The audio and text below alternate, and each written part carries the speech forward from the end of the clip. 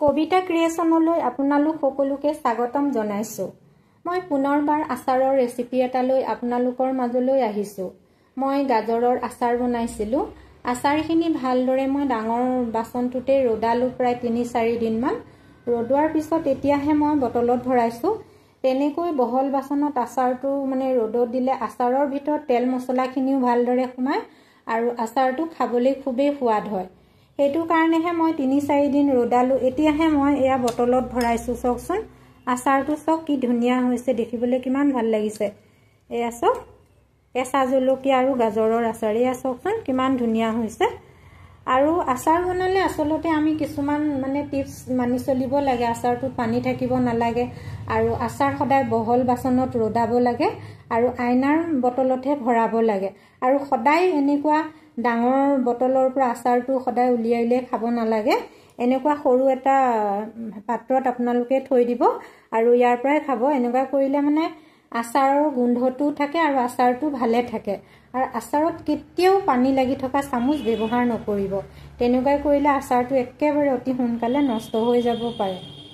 মইনো এই গাজৰৰ আচাৰবিধ কেনেকৈ বনালো চাবৰ কাৰণে আপোনালোকে ভিডিঅ'টো সম্পূৰ্ণকৈ চাব লাগিব। তেতিয়াহে গম পাব মই আচাৰবিধ কেনেকৈ বনালো, নহয় জানো?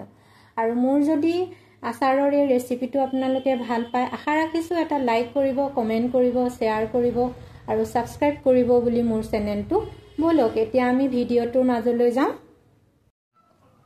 গাজৰৰ আচাৰ বনাম বুলি ভাবিছোঁ। সেয়েহে প্ৰথমতে মই গাজৰকেইটা ভালদৰে বাকলি নুগুচোৱাকৈ এনেকৈ ধুই লৈছোঁ। ধুই এতিয়া মই এটা এটাকৈ এনেকৈ ভালদৰে চাফা কাপোৰ এখনেদি মুচি মই ডলা এখনত এনেকৈ এটা এটাকৈ ডলা এখনত এনেকৈ ৰ'দত মেলি দিম। যদি ৰ'দটো পাতলীয়া হয় তেনেহ'লে দিনটোৰ কাৰণে ৰ'দত দিব লাগিব আৰু যদি ৰ'দটো অলপ চোকা হয় তেনেহ'লে 2 ঘণ্টা বা 3 ঘণ্টাৰ কাৰণে ৰ'দত দিলেই হ'ব। এয়া চাওক গাজৰৰ পিচকেইটা সিমানটো কৰিছোঁ। এয়া চাওক ইয়াতে মই এতিয়া নিমখ এড কৰিম। এনেকৈ নিমখ ইয়াতে দি পিনে প্ৰায় 2 দিনমানৰ কাৰণে এনেকৈ মই ঢাকোন মাৰি এখন বাচনতে থৈ দিম। মাজে মাজে অকণমান লৰাই দিম চামুচ এখনেদি, তেতিয়াহে গাজৰৰ ভিতৰত নিমখটো সোমাব। মই গাজৰখিনিত অকণমান নিমখ দি এটা পাত্ৰ 2 দিনৰ কাৰণে থৈ দিছিলোঁ। তাৰপিছত 2 দিনৰ পিছত উঠাই মই ইয়াতে অকণমান হালধি সানি গাজৰখিনিত অকণমান হালধি সানি অকণমান ৰদালোঁ আৰু তাৰপিছত ৰ'দৰ পৰা আনি ইয়াতে মই এতিয়া মছলা ব্যৱহাৰ কৰিম। মই গাজৰৰ আচাৰৰ কাৰণে মছলা লৈছোঁ।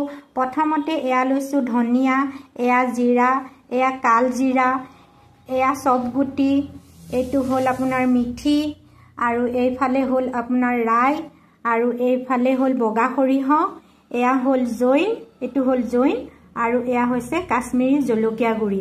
কাশ্মীৰী জলকীয়া গুড়ি মই ৰংটোৰ কাৰণেহে ব্যৱহাৰ কৰিম। অলৰেডি মই ইয়াতে কেঁচা জলকীয়া ইউজ কৰিছোঁ। যিহেতু কাশ্মীৰী জলকীয়াৰ জ্বলাটো অলপ কম হয়, ৰংটো ধুনীয়া হয়, সেইটো কাৰণেহে মই ব্যৱহাৰ কৰিছোঁ। আৰু অকণমান মই তেলত এয়া পাঁচফোৰণ অলপমান তেলত দি পিনে মই এতিয়া ইয়াতে এইখিনি ব্যৱহাৰ কৰিম। এনেই মই মছলাখিনিও এতিয়া একেলগে দি দিম। এয়া মছলাখিনি মই দি দিলোঁ। তাৰপিছত মই কেঁচা তেল ব্যৱহাৰ কৰিম।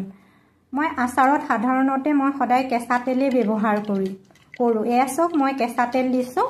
এতিয়া গোটেইখিনি মিক্স কৰি ল'ম। মই চাই থাকিব আপোনালোকে ভিডিঅ'টো স্কিপ নকৰাকৈ।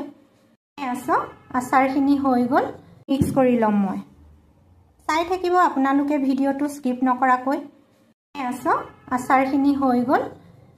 এতিয়া মই একেবাৰে শেষত মই ভিনেগাৰ ব্যৱহাৰ কৰিম। ভিনেগাৰটো আপোনালোকে আচাৰৰ পৰিমাণটো চাই ভিনেগাৰটো দিব। মই ইয়াতে 1 চামুচ দিলোঁ আৰু 1 চামুচ দিছোঁ।